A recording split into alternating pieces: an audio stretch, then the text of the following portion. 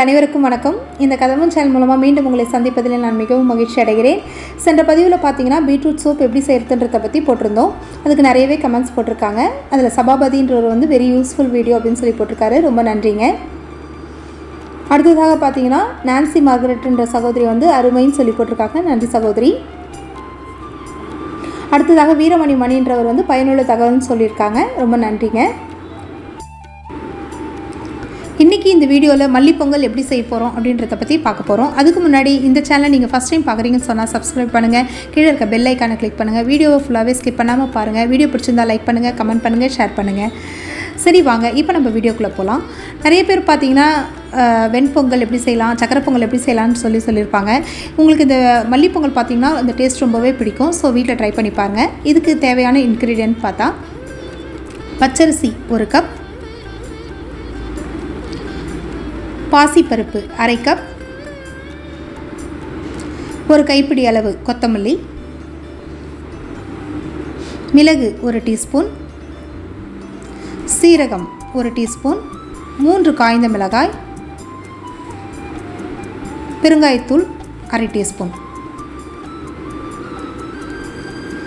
இப்போது இந்த குக்கரில் 1 கப் பச்சரிசியையும் 1/2 கப் பாசிப்பருப்பையும் சேர்த்துப்போம். குவான்டிட்டி பார்த்திங்கன்னா மொத்தமாக 1.5 கிளாஸ் வரும். இப்போ நீங்கள் இதுக்கு 3 கிளாஸ் தண்ணி ஊற்றினா நார்மலாக வைக்கிற ரைஸு. இப்போ இதுக்கு சேர்த்து நம்ம தண்ணி வச்சோன்னா நல்லா குழைய வரும். அப்போ 4 கிளாஸ் தண்ணி ஊற்றிப்போம். இதில் கொஞ்சம் சீரகம் சேர்த்துக்கலாம்.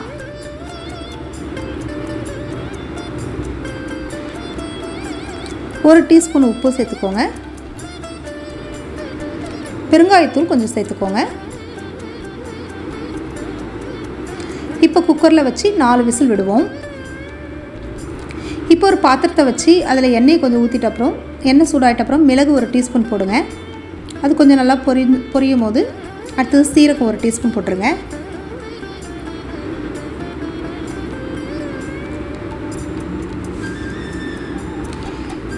காய்ந்த மிளகாய் அந்த 3த்தையும் போட்டுக்கோங்க. நல்லா வறுத்துட்ட அப்புறம் அந்த கைப்பிடி அளவு கொத்தமல்லியை நல்லா அலசிட்டு அதையும் சேர்த்து வதக்கிக்கலாம்.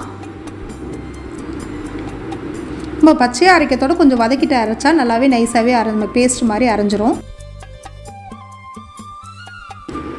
இப்போ நம்ம வதக்கி வச்சுருக்கிறத மிக்ஸி ஜாரில் போட்டு நல்லா பேஸ்ட்டாக அரைச்சி வச்சுப்போம்.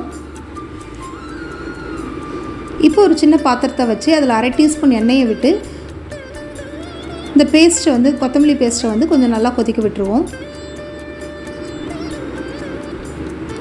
இப்போ பொங்கல் நல்லாவே வெந்துடுச்சு.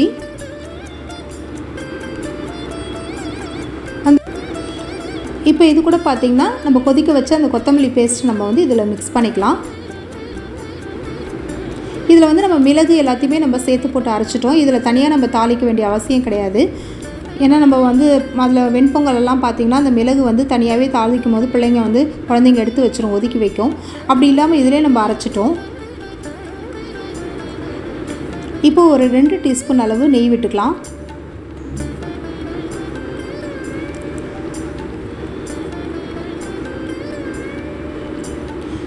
நெய் கொஞ்சம் சூடாயிட்ட அப்புறம் அதில் முந்திரி,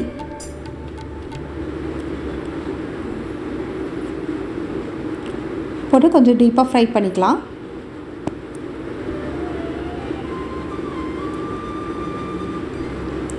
அதையும் இப்போ இது கூட சேர்த்துடலாங்க. அவ்வளோதாங்க, மல்லிப்பொங்கல் ரெடி ஆயிடுச்சு. ஸோ இந்த ரெசிபி உங்களுக்கு ரொம்பவே பிடிக்கும்னு நினைக்கிறேன். வீட்டில் நீங்கள் ட்ரை பண்ணி பாருங்கள். பிடிச்சிருந்தா வீடியோ லைக் பண்ணுங்கள், கமெண்ட் பண்ணுங்கள். தேங்க்ஸ் ஃபார் வாட்சிங்.